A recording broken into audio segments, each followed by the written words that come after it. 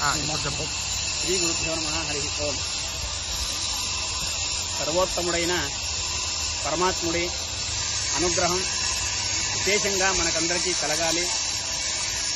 సాధకుడైన జీవుడికి కావాల్సినది జ్ఞానము, ఆ తర్వాత ఆరోగ్యం. ఆరోగ్యమే మహాభాగ్యం అంటారు.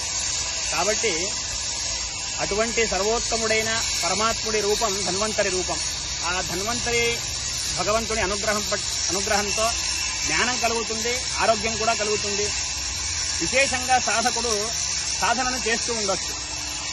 ఈ దృష్టితో మహాస్వాముల వారు మన తెలుగు రాష్ట్రాల పట్ల, తెలుగు రాష్ట్రాల భక్తుల మీద అనుగ్రహంతో, వాత్సల్యంతో ఇందూరు నందు అనగా నిజామాబాద్ నందు మన సత్యాత్మతీర్థ శ్రీపాదుల వారు ఉత్తరాది మఠంలో ధన్వంతరి పరమాత్మని యొక్క ప్రతిష్టాపన చేయదలిచినారు.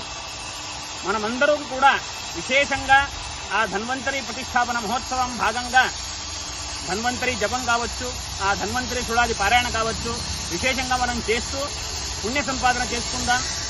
ఆ ప్రతిష్టాపన యందు మనమంతా అక్కడ పాల్గొని విశేషంగా స్వాముల వారి, ఆ తర్వాత మహాస్వాముల వారి అంతర్యామి అయినటువంటి ధన్వంతరి పరమాత్మని అనుగ్రహాన్ని కోరుకుందామని ప్రార్థిస్తూ జై శ్రీరామ్, జై శ్రీరామ్, జై శ్రీ